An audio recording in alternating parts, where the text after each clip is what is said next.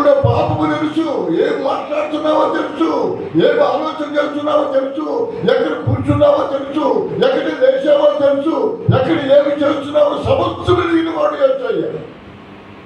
ఇశ్రాయేలీయులు నాకు మరుగైన వారు కారు.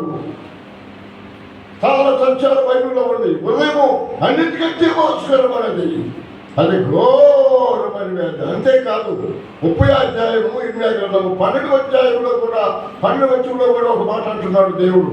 చూడండి, 8వ గ్రంథము 30వ అధ్యాయము 12వ వచనంలో కూడా ఈ పాపాల గురించి దేవుడు మాట్లాడుతున్నాడు. యెహోవా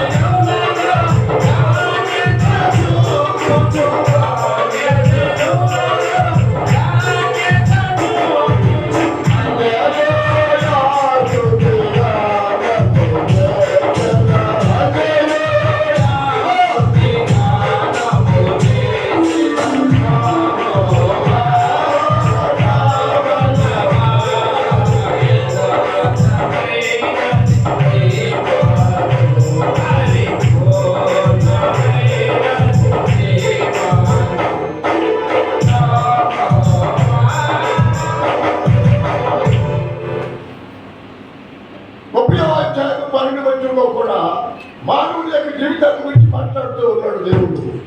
చదవన మాట, యెహోవా ఈలాగు సెలవిస్తున్నాడు, యెహోవా ఈలాగు సెలవిస్తున్నాడు, ఈ వ్యాధి ఘోరమైనది. ఏమండి, ఇక్కడ కూర్చున్నటువంటి వారి హృదయము వ్యాధితో ఉన్నది. వ్యాధి లేకుండా లేదు. పాపమని వ్యాధి, పాపమనే వ్యాధితో బాధపడుతున్నాడు మానవుడి లోకంలో. చూడటానికి బాగానే ఉంటాడు, పైకి బాగానే ఉంటాడు, కానీ హృదయాన్ని చూస్తే చాలా ఘోరంగా ఉంటుంది మానవుడి యొక్క జీవితం. ఈ వ్యాధి ఘోరమైనది. దేవుడు చెబుతున్న మాట అది, మనుషులు చెప్పేది కాదు. నీ హృదయము ఎంతో భారమైనది, ఘోరమైనది, పాపముతో నింపబడి ఉన్నది. పాపం అనేటువంటి ఆ భయంకరత్వము అంతరంగంలో దాచబడి ఉన్నది కనుక మనుషుడికి అర్థం కావడం. దేవుడు చెబుతున్నాడు నీ సంగతి నాపై, నీ వ్యాధి ఘోరమైనది, నీ గాయము బాధాకరమైనది, నీ వ్యాధి బాధాకరమైనది, నీ పాపములు విస్తరింపగా. ఎన్ని పాపములు, ఎన్ని పాపములు, అయ్యో లెక్కే చూస్తే భరించలేడు మానవుడు. బైబిల్లో ఒక మాట ఉంది, యోహాను సువార్త 16వ అధ్యాయంలో ఉంటానంటే గుర్తు, నేను గురించి చెప్పాలని నాకు ఉంది, కానీ నువ్వు సహించలేవు. నీ పాపములు దేవుడు ఇప్పుడు ఆయన చెప్తే భరించలేమంటు నువ్వు. చెప్తున్నాడు ఆయన మాట. చూద్దామా, యోహాను సువార్త 16వ అధ్యాయంలో ఆ మాట ప్రభు చెప్తున్నాడు. నీ పాపాల గురించి చెప్తే నువ్వు బతకలేవు, నువ్వు సహించలేక. 16వ అధ్యాయంలో చూద్దాం.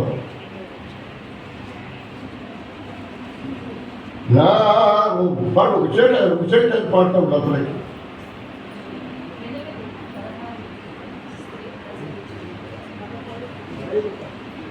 16:12 ఆ, నేను మీతో చెప్పవలసినవి యేసు ఆ, నేను మీతో చెప్పవలసినవి నీతో నేను చెప్పవలసినవి ఇంకనూ అనేక సంగతులు కలవుగానే అంటే ఇంకా ఉన్నాయి అంటే పాపాలన్న.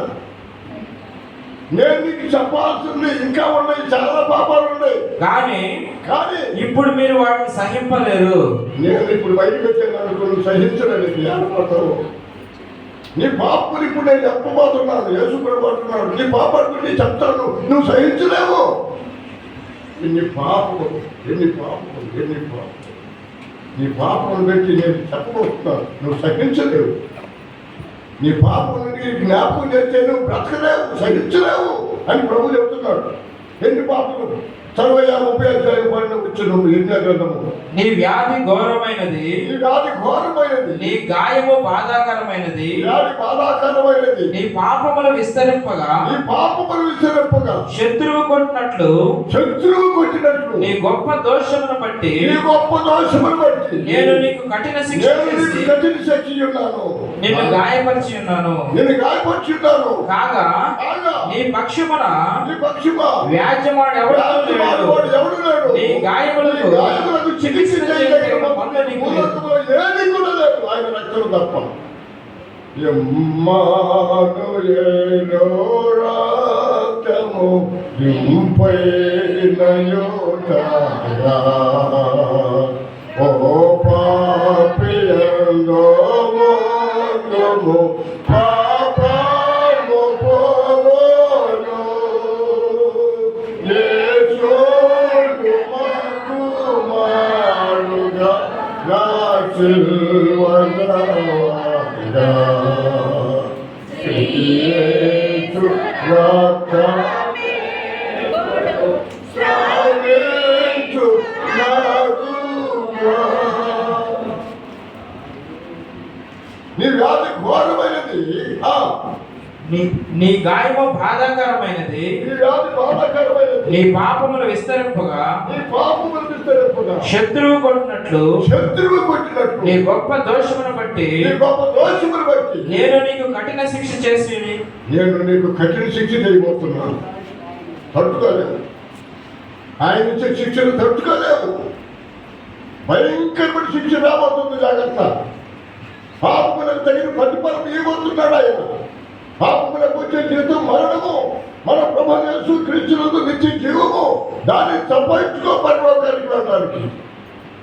నీ వ్యాధి ఘోరమైనది, నీ వ్యాధి బాధకరమైనది.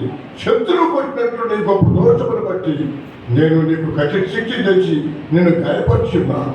కాగా నీ పక్షమున వ్యాజ్యమాడు వాడు ఎవరు లేడు. నీ గాయములకు చికిత్స చేయదగిన మందు నీకు లేదు. తర్వాత నీ స్నేహితులందరూ ఆ, నిన్ను మరచి ఉన్నారు, ఆ, వారు నిన్ను గురించి విచారింపరు. వారు నిన్ను గురించి విచారించరు. నీ గాయముల చేత నీవు అరచదవేమి, నీ పాపనే గాయము చేత నరుస్తావేమి. నీకు కలిగిన నొప్పి నివారణ కాదు. జాగ్రత్త, నీ నా పాపలను దేవుడికి జ్ఞాపకం చేస్తాడు. నువ్వు మంచిదానివని మంచివాడు మంచి ఎదురుగా వద్దు. ప్రతి వారు వ్యాధి కలిగి ఉన్నాడు. ప్రతి వారి విందు ప్రతి వారి యొక్క హృదయం మోసకరమైనది, ఘోరమైన వ్యాధి కలదు. ఏ వ్యాధి అది?